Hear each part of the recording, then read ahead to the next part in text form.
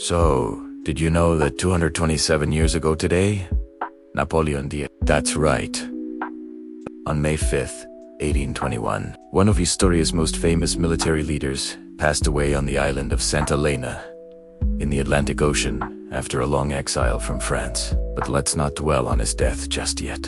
Instead, let us talk about how he came to be in power in the first place and what the hell happened in France between 1799 and 1814. As we've said before, the French Revolution was a huge turning point in world history, and its effects are still felt today. If it weren't for this revolution, Europe would look very different. France would have been ruled by an absolute monarch for many more years, and there's a good chance that they would have crushed the revolutionary ideas that spread across the continent like wildfire. So let's see if we can understand how a Corsican artillery officer rose through the ranks and eventually became the first consul of France. Born in 1769 to a middle-class family on the Mediterranean island of Corsica, Napoleon was sent to mainland France to receive a proper education. He studied at the prestigious Military Academy of Brienne and later at the École Militaire in Paris, where he received training in artillery. It was here that he learned the basics of strategy and tactics.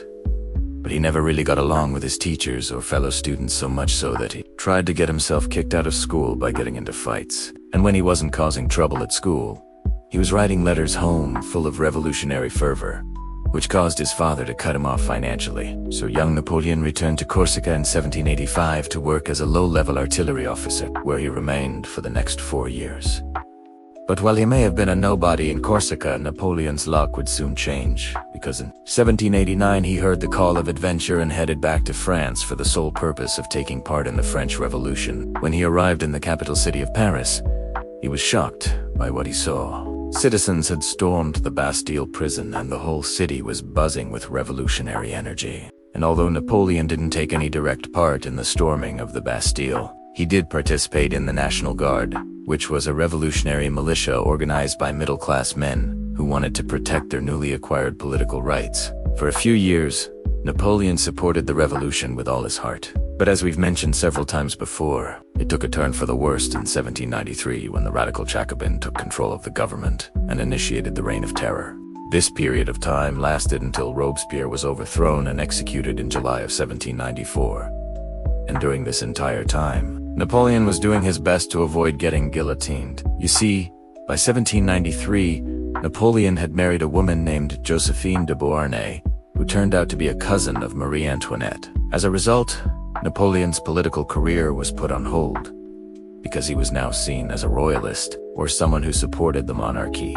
However, when Robespierre started going after anyone who wasn't a radical Republican, Napoleon decided to leave Paris and join the war effort against Austria and Britain. Bidowing these, he managed to save his own life and his career. After fighting a series of successful battles, he was promoted to general in 1796 and given command of an army in northern Italy. There, his military genius really started to shine. He used fast-moving artillery and infantry battalions to outmaneuver his enemies and score victory after victory. His fame spread throughout France and even throughout Europe, and the Directory, which was the name of the French government at the time, loved it.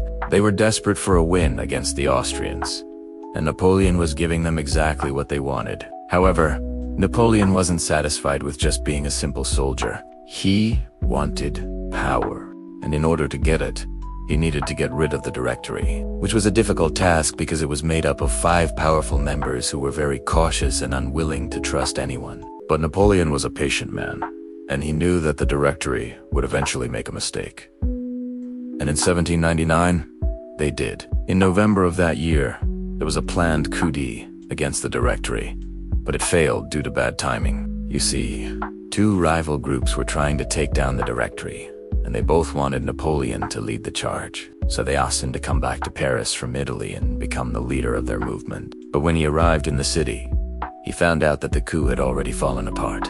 And so he took advantage of the situation and launched his own coup instead.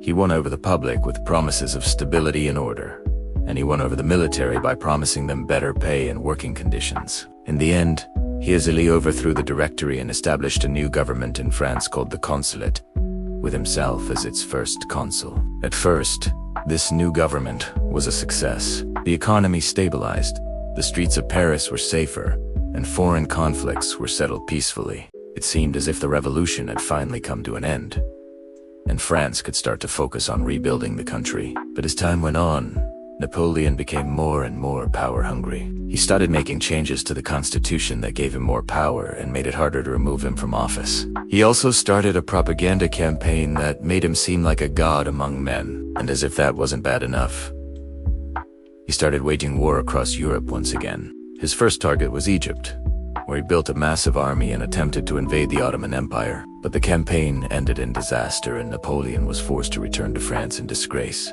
However, as soon as he got back, he declared himself Emperor of the French and started conquering the rest of Europe. He fought against Austria, Prussia, Russia, and Britain, and he defeated all of them. At one point, he controlled most of Western Europe, but as we've mentioned before, his empire was doomed to fail.